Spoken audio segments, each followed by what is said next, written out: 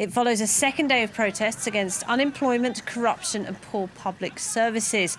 Police have used live rounds, water cannon and tear gas to control the crowd. Simona Fulton is in Baghdad with the latest.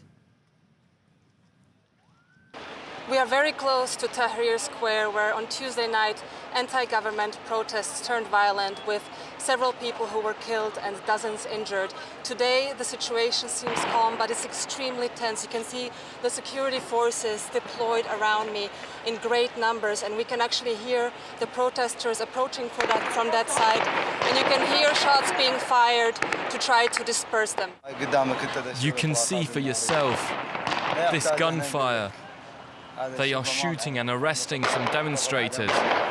No party has claimed responsibility for organizing these demonstrations so far, but the people we have spoken to claim that it's a grassroots movement that protests against the lack of jobs and the lack of services in the country.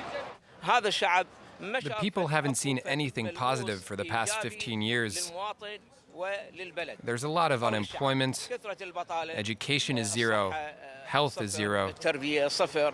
The security officials we have spoken to have told us that the majority of protesters are peaceful, but that there are some among them that are inciting violence. And we have, in fact, while standing here, we have watched security forces arrest several protesters and lead them away. The important thing is that these are the first major demonstrations against Prime Minister Adel Abdel Mahdi's government since he came into office a year ago.